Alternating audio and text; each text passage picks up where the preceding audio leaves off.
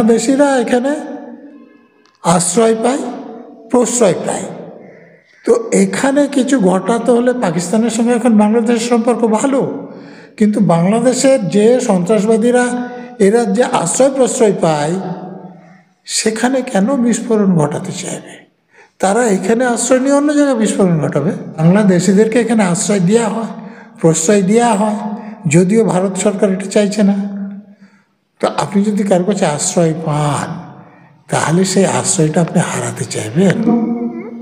আমেরিকার ক্ষমতায় যে থাকুন তিনি আমেরিকার স্বার্থ দেখবেন, ভারতের স্বার্থ দেখবেন না। ভারতের স্বার্থকে যদি তার সঙ্গে অ্যামালগামেট করা যায়, আমেরিকার স্বার্থ রক্ষিত হয়, ভারতের স্বার্থ রক্ষিত হয়, তখন সে সম্পর্ক টিকবে। কিন্তু এখন ভারত তত দুর্বল আর নেই। ভারতীয় সেনাবাহিনী এখন বিশ্বে চতুর্থ, অর্থাৎ আমেরিকার সমান না হলেও আমেরিকার অনেক কাছাকাছি। ফলে আমেরিকা যাই বলবে ভারত শুনে নিতে বাধ্য হবে, এরকমটা হওয়া সম্ভব। বাংলাদেশ থেকে শুরু করে আমাদের নেপাল, শ্রীলঙ্কা অর্থাৎ ভারতবর্ষের পার্শ্ববর্তী যে এলাকাগুলো রয়েছে সেই পার্শ্ববর্তী এলাকাগুলোতে কিন্তু ইতিমধ্যে সরকার পরিবর্তন হয়ে গেছে।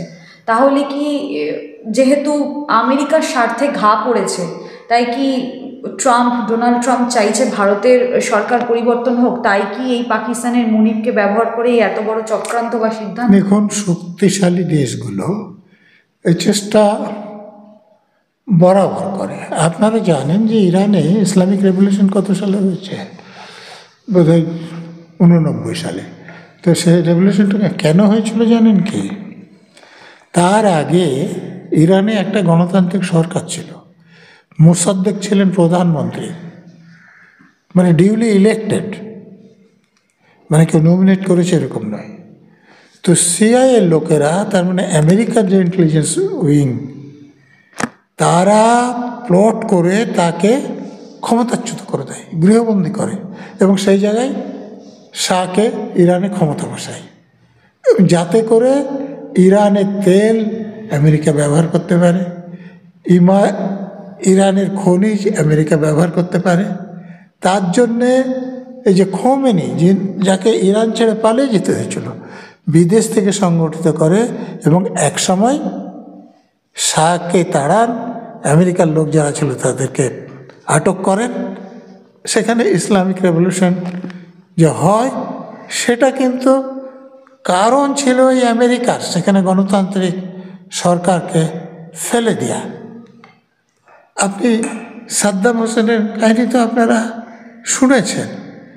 ইরাককে আমেরিকা এবং ব্রিটেন কেন আক্রমণ করেছিল?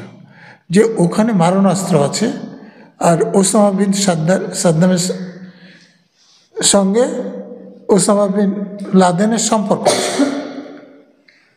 তারা দেশটা দখল করে নিল সামরিক শক্তিতে।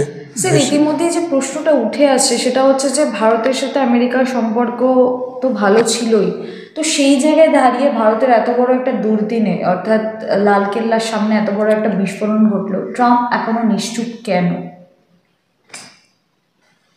আমি আবারও বলছি যে দেখুন, আমেরিকার ক্ষমতায় যে থাকুন তিনি আমেরিকার স্বার্থ দেখবেন, ভারতের স্বার্থ দেখবেন না। ভারতের স্বার্থকে যদি তার সঙ্গে অ্যামালগামেট করা যায়, আমেরিকার স্বার্থ রক্ষিত হয়, ভারতের স্বার্থ রক্ষিত হয়, তখন সে সম্পর্ক টিকবে। কিন্তু এখন ভারত তত দুর্বল আর নেই। ভারতীয় সেনাবাহিনী এখন বিশ্বে চতুর্থ, অর্থাৎ আমেরিকার সমান না হলেও আমেরিকার অনেক কাছাকাছি। ফলে আমেরিকা যাই বলবে ভারত শুনে নিতে বাধ্য হবে, এরকমটা হওয়া সম্ভব। তো এটাকে আমেরিকার পক্ষে মেনে নিতে যতটা কঠিন হওয়া সেটাই হয়েছে। স্যার, এর প্রতিফলন বা এর আজ কি কলকাতায় দেখা যাবে? কারণ কলকাতার বিভিন্ন বিমানবন্দরগুলো থেকে শুরু করে বিভিন্ন জায়গায় চেকিং শুরু হয়েছে।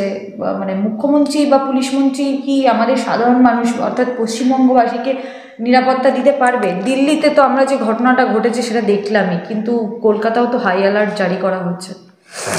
দেখুন, এখানে একটা কথা আপনাকে মনে রাখতে হবে।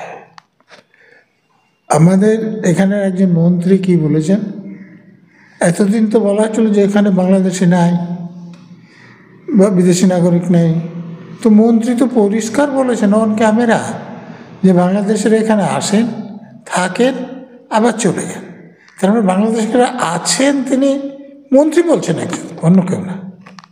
অর্থাৎ বাংলাদেশিরা এখানে আশ্রয় পায়, প্রশ্রয় পায়। তো এখানে কিছু ঘটাতে হলে পাকিস্তানের সঙ্গে এখন বাংলাদেশের সম্পর্ক ভালো, কিন্তু বাংলাদেশের যে সন্ত্রাসবাদীরা এরা যে আশ্রয় প্রশ্রয় পায়, সেখানে কেন বিস্ফোরণ ঘটাতে চাইবে? তারা এখানে আশ্রয় নিয়ে অন্য জায়গায় বিস্ফোরণ ঘটাবে। তাহলে সন্ত্রাসবাদের আবাসস্থল হচ্ছে পশ্চিমবঙ্গ? আমি বলছি না সেটা, আমি তো একজন মন্ত্রীকে উদ্ধৃত করে বললাম, জিজ্ঞেস করুন বলেছে কিনা। বলে বাংলাদেশের আসেন, থাকেন, আবার চলে যান। আসেন নেই বলছেন না, থাকেন নাও বলছেন না, কিন্তু বলছেন যে চলে যান। কতদিন পরে?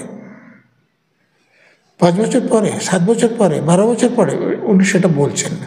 তাহলে বাংলাদেশের এখানে আছেন, অর্থাৎ বাংলাদেশিদেরকে এখানে আশ্রয় দেওয়া হয়, প্রশ্রয় দেওয়া হয়, যদিও ভারত সরকার এটা চাইছে না।